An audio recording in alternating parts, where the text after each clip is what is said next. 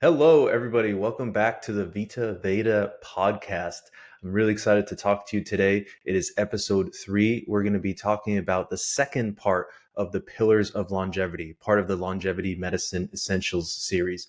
I'm about to share my presentation, but before I do, please, if you want to support the podcast or if you're enjoying what you're hearing, please go ahead and follow us on YouTube and click that subscribe button and like this video. And would love to hear any comments from you, what you found helpful, what you didn't, and if there's anything else you might want me to talk about. Now, let's hop right into it. I'm going to go ahead and share my screen here. Excellent. Okay, Longevity Medicine Essentials Part 2. Just a quick reminder, the purpose of this Longevity Medicine Essentials series is to give you a practical guide on the most important aspects of longevity medicine. My goal is that you'll know the fundamentals and be able to take it to your doctor and get the care that will really help you stay healthy and live the life that you want to. The last episode, we introduced the first part of the pillars of longevity, which was focused on disease prevention. We covered cardiovascular disease, dementia, diabetes, and cancer. My goal for you with this episode is to continue to understand the pillars of longevity medicine and to understand why these pillars are so critical for longevity, both lifespan, how long you live, and health span, the quality of your life while you are alive. If you'll recall, this is a framework that we put together for taking longevity medicine from the abstract to the actionable. And today, not only am I going to talk about the health areas, I'm going to introduce the biomarkers that we care about in the quality of life section. What is the quality of life section? So here are the pillars of longevity medicine. We'll be focusing on the bottom half today, which is to optimize quality of life by optimizing your strength, your aerobic fitness, your sleep, and your stress. Before going into how we think about this in longevity medicine, I always find it helpful to contrast this with how traditional medicine approaches these areas. In terms of quality of life, there's really two main metrics that you'll see in traditional medicine studies. And if you're out practicing or talking to your doctor, there's something called ADLs. And these are just really basic activities of daily living, such as bathing yourself, getting dressed, doing your own personal hygiene, being able to go to the bathroom or even get up and off the toilet, eating and feeding yourself, and moving around in your house. Then a next tier above that are the instrumental activities of daily living, or iADLs. These are things like managing a household, so paying your bills, paying your taxes, doing your dishes, your laundry, etc., taking care of appliances and repairs. Then managing your healthcare, transportation to and from your appointments, preparing meals, shopping, and communicating with others. If there is an issue in any of these, the next step is to do what they call a geriatric assessment. But if you're thinking from a longevity, preventive, high quality of life standpoint, this doesn't really seem like enough. We don't want to wait until you are a geriatric to start intervening. We want you to thrive, not just survive. And the goal is to enable you to do activities you love well into that last decade of your life, even things that are outside of your household. So I'll use my example for my longevity goals, which I introduced in the last episode. I would like to live into my 110s. That's my marginal decade, the last decade I would like to be alive. Obviously, more is better, but that's the goal for now. And in that decade, I still want to be able to travel and go on adventures. I love traveling. It's one of the things that I live for. I want to still be able to do that. I want to be able to play on the ground with my great grandchildren. And I want to continue to have intellectual conversations and continue to create content and communicate with you all. I love doing this stuff. So those are lofty goals, especially for 110s. But we're in a modern era. The only way to get there is to push it. And that's why we're doing what we're doing with longevity medicine. So let's start with that first quality of life metric, strength. And there's a lot going on this slide, but what I really want you to focus on is the top row and the top column of this chart. And I'm going to break down in each of these abilities what the key metrics are as I see them, as I practice them, to think through, well, what are the areas of strength that you might want to optimize, and how these metrics, the quality of life metrics that we will assess, come from them. So at the top here, we have your upper body, your lower body, and your full body. And your full body will require a lot of core strength. So that's why I don't break out core separately.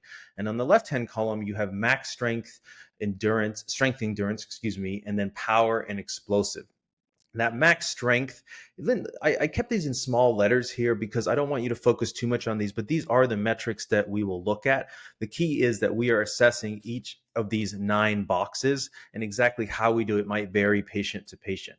Max strength is probably the least important, but this is literally how much force can you generate. So think of a 1 rep max in your bench press or your squat, or if you're doing something isometric, meaning that your muscle is not changing, lengthening, or shortening, grip strength is a great one, which we'll talk about in a second because there's great evidence for that one. Secondly, and quite important, is strength endurance. So how many push-ups can you do?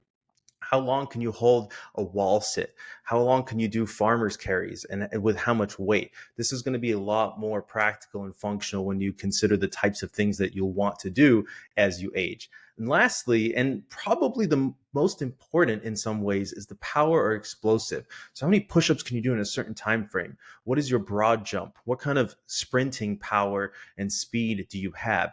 And this is the first to degrade, which often starts in our 30s or 40s. And that's why it's very important to actually make sure that we are training these things early on. You don't need to wait until you're 70 and you need a geriatric assessment. In fact, we don't want that. Remember, a lot of this is about course correcting quickly and early. And that power explosive one is one that tends to suffer a lot faster than people realize.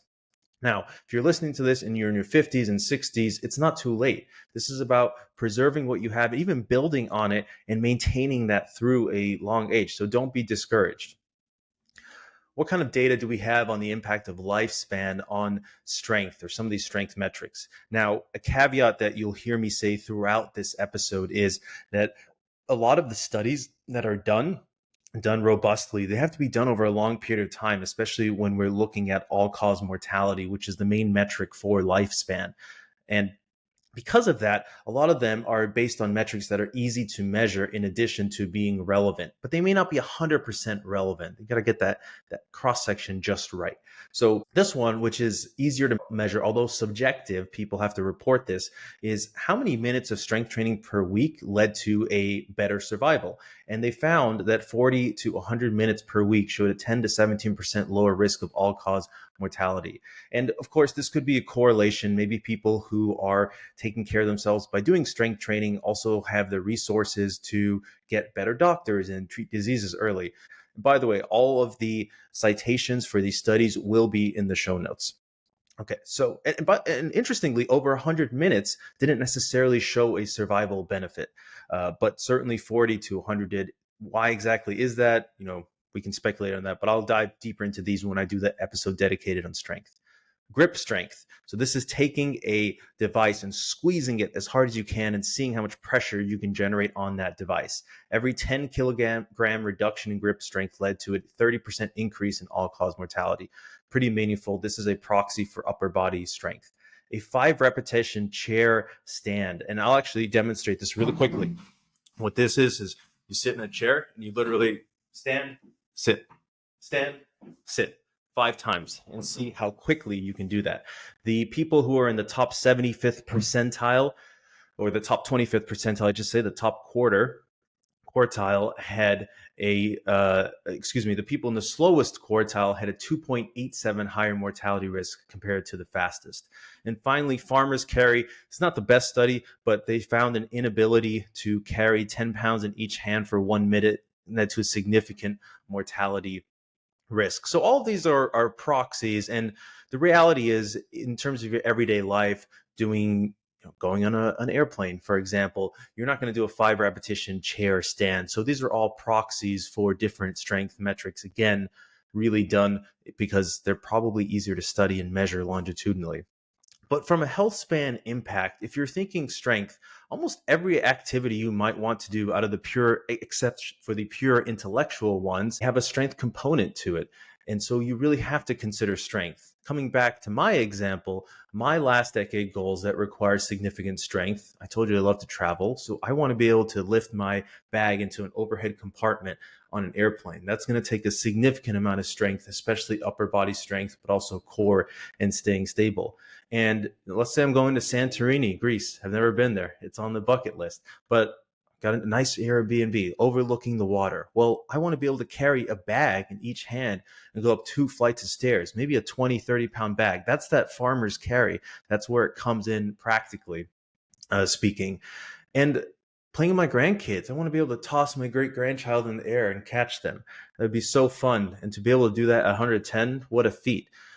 Finally, I want to be able to bike along the beach with my wife.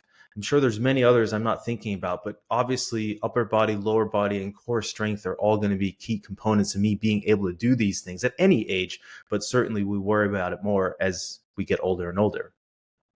One quick point on strength. There's a lot out there, and I'm going to be really digging into the data, but there's a lot out there on getting as much muscle mass as possible. But in all of these studies, muscle mass, again, is the thing that's often studied due to its ease in measurement relative to strength. And if you imagine studies on older and older people, they might be nervous to study some of these strength metrics because what if someone gets injured? Just getting a quick DEXA scan, easy, passive, no problem. However, it is strength in all of these studies. And if you go through the literature, you'll see it is strength that is correlated to better survival, not muscle mass. So why do I bring this up? Because a lot of my patients and a lot of you may be in a situation where you're trying to put on muscle mass, but just getting enough protein is really, really hard. And there is an optimal amount of protein for gaining muscle, but the optimal amount of protein for gaining strength is not exactly the same.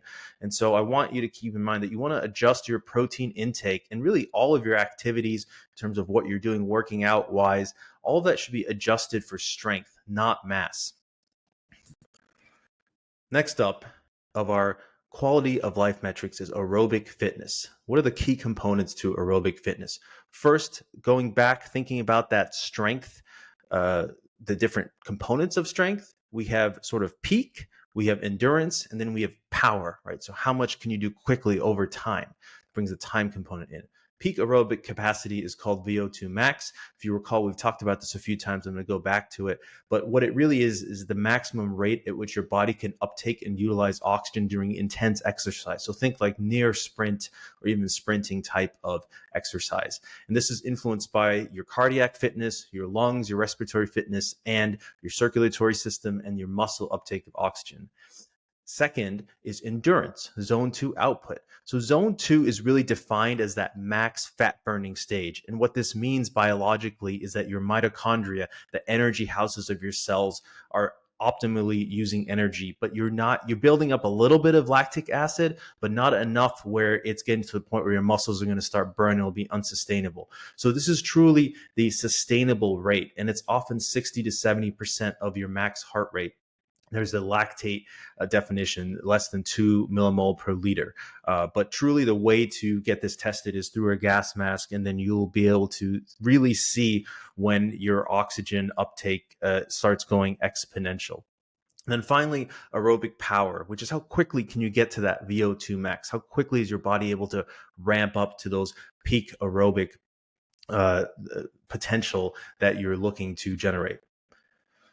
What's the impact on lifespan of aerobic fitness? So we have actually some really fantastic data here. Those in the top 2.5 percentile, so 97.5 percentile or higher of VO2 max, have a 5 times survival over the bottom 20th percentile. That is huge. You don't see that kind of a survival benefit in biology very often. So this is a really striking number. Now, the range between whoever's in the top and whoever's in the bottom, and of course, this is going to be different based on your age. They typically have this data by decade, and it's also going to be different based on your gender.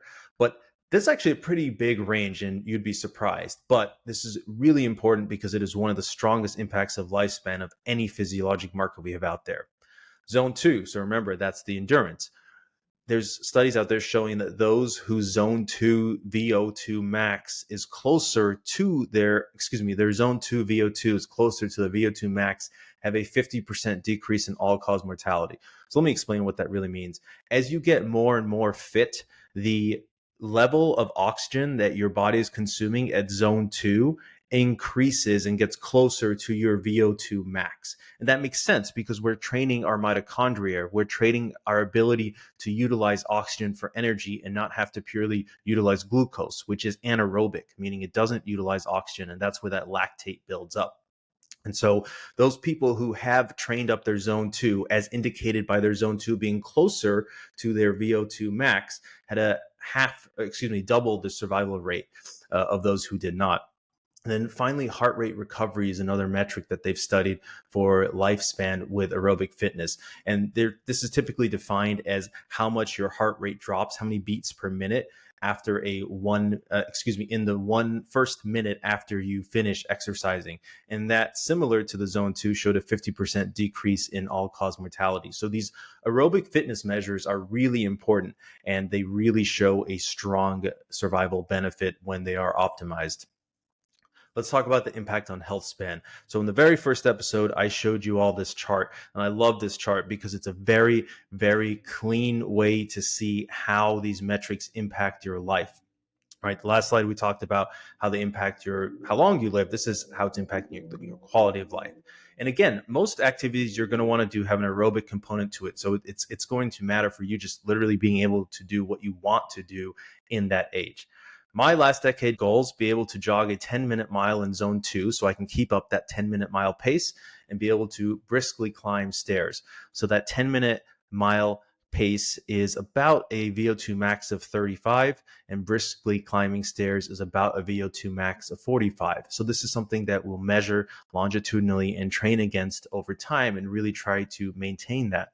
And this is how we translate those goals into a zone two target: is that what do you want to be able to do sustainably? Maybe for you, it's really, I just want to be able to walk 3 miles an hour up a steep hill. Okay, that's a VO2 max of 25. It's personalized. It's up to you what your goals are, but we want to have those targets, and we want to be measuring them, and we want to be working against them. Sleep, the big one, at least for me. I love sleeping. Many of you probably do as well. Really only two key components. I think there's a lot of metrics that get thrown out there for sleep, but we can distill this out very simply into sleep quality and sleep duration. So how long did you sleep, and how good was that sleep? Sleep quality, most of the metrics fit under there. You'll hear things about REM sleep and deep sleep and your sleep wake time. And what about all the sleep hygiene things? All of those flow into your sleep quality. And over here in this graphic from Verywell, they make fantastic graphics, by the way. They are showing you some of the different sleep hygiene kind of checklists, if you will, the behaviors you're supposed to do. We'll go deeper into those in the sleep talk, but wanted to just highlight that. How does sleep impact lifespan? So we all intuitively have experiences knowing that sleep is really important. But let's look at the actual data. Optimal sleep duration, which is 7 to 8 hours a night for most people, showed a 10 to 40% survival rate across studies. This is chronic sleep, meaning not just 1 or 2 nights, but people who were sleeping either too little, less than 7 hours, or too much, greater than 9 hours for a long time. Sleep regularity, also 20 to 50% lower all-cause mortality in consistent sleepers. This one is really surprising, and I think it speaks to the power of the circadian rhythm in impacting our health. Now, the presence and severity of sleep apnea shows almost a 2 times mortality risk for those with severe sleep apnea. And finally, poor sleep is a risk factor for multiple diseases: cardiovascular disease, diabetes, dementia, etc. From a health span standpoint, most of us have experienced worse quality of life with poor sleep, whether that's being tired in the day or just feeling moody or just not being able to think as quickly. And we have studies showing that people's cognitive function is worse with low sleep, and studies showing higher risks of depression with insomnia. From a disease standpoint, suboptimal sleep duration also increases Alzheimer's disease risk, as does sleep apnea. So there's countless studies showing this. I probably don't have to convince you of it. One thing I want to note here on sleep. So there are subjective and objective sleep quality metrics. To me, in my practice, subjective sleep quality metrics are actually more important than the objective ones, because sleep is something that when it's tuned up, you'll just feel so much better and you'll be really motivated to do it. And your just broader experience of life matters more. In general, in longevity medicine, we care more about health span than we do about lifespan. And the main metrics for sleep quality are: do you feel rested when you wake up? Do you have energy throughout the day? So do you feel rested right away? And do you feel rested throughout the day? And then do you feel like you need a nap during the day? That's an easy one to record. And then objective metrics. So we have informal ones like actigraphy. So this is motion-based recordings to determine your sleep. That's what a Whoop is. That's what an Aura Ring is, for example. And then formally, if you want to really take it to the highest level, you can do a sleep study. And this graphic here is depicting what a sleep study looks like. As you can tell, you're really wired up with a sleep study. So most people don't want to do that. And it doesn't necessarily get you a representative sample because you may not sleep the same as you normally would with all that equipment on you. But I think it's useful to know that, and potentially useful data to have, and obviously diagnostic depending on the person. Finally, stress, the hidden killer, the one that I'm actually quite obsessed with because I think it's very underappreciated in medicine and certainly in longevity. So let's talk through this one. There's really, in my mind, two key components of stress. There's acute stress and there's chronic stress. For acute stress, how high are those stress peaks that you experience? And then how often do you experience them? We want to really minimize those. And chronic stress kind of looks at the area under the curve of your general stress, as you can see here in this little picture here. And similar to sleep, stress can be measured objectively and it can also be measured subjectively. Also similar to sleep, I believe the subjective measures are more important for quality of life and for longevity. But stress is tricky because it's not so easy to measure. So let's talk about what's really going on physiologically. So when you feel stressed, what's going to happen is you're going to get an increase in the sympathetic nervous system activity versus parasympathetic. Sympathetic nervous system, that is your fight or flight response. Things will happen. You'll need to go to the bathroom. You don't want to have a full bladder or a full bowel if you're running away from a tiger. Your heart rate will go up. Your breathing rate will go up. It's all about getting energy, being ready to go. Now, this matters a lot in an acute situation. There's somebody chasing you, there's a tiger chasing you in that example. But we don't want this just on all the time. And that's a big problem in modern life. And if you look at those blue zones, those documentaries or books or studies that they've done on these people who live to be 100 years or older, they live in Japan or in California and a few different communities where these folks are at, they all seem really relaxed. They all seem really chilled out. I think there's something really going on there that is underappreciated. So how can you measure sympathetic nervous system activity? Well, the best measure that I've found so far, and this is something I'm actively looking at, so please, if you know one better, let me know, is heart rate variability. And it's thought to be the best proxy for this. So heart rate variability is the variability in time between your heartbeat. They're not exactly, every 10 seconds or 30 seconds or 40 seconds.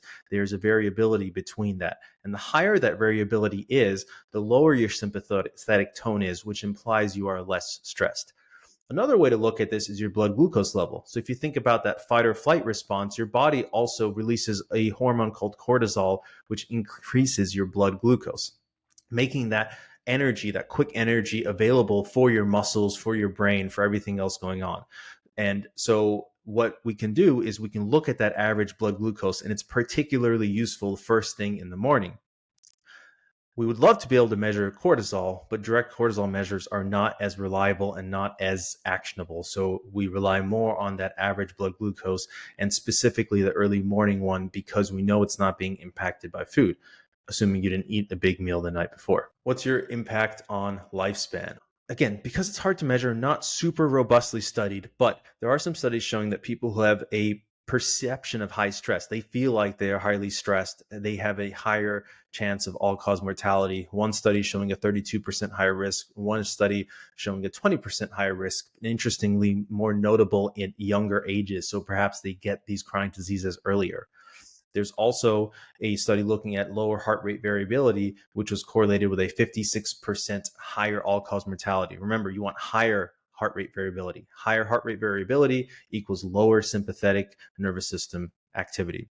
And finally, stress has been linked to accelerated biologic aging with epigenetic clocks, as our little friend over here in this image is seeing he's stressed out and his biologic age is in the red. What's the impact on health span? So very similar to sleep, we've all experienced the quality of life impacts of stress. There are many studies showing that chronic stress leads to higher depression rates. Many of my patients have worse anxiety when they're stressed. Relationships might suffer, sleep quality degrades as well. And chronic stress has been linked to a higher risk of Alzheimer's and cardiovascular disease. But even if it wasn't linked to any disease, it's serious enough to have such an impact on the people's quality of life. It is serious enough to warrant any intervention, regardless of what diseases it may be causing. That's it for today. Next in the Longevity Medicine Essentials series, we're going to start doing deep dives into what to measure. We'll be kicking it off with cardiovascular health, and we're going to go through all the key assessments that we want to measure, whether it's blood work, imaging, history. It's the exact same ones that I get for my patients. And the goal, again, is to give you that playbook to bring to your doctor or direct to consumer testing company du jour so you can stay healthy. Just a quick disclaimer, everything in this video is for general informational purposes only. It does not constitute the practice of medicine. Please go see your doctor or go see a primary care doctor. Bring this material if it's helpful, but please see them in order to get an interpretation of what is going on in your body. More context is required for that. And finally, we do take conflicts of interest very seriously. I do not have any conflicts of interest, no disclosures to make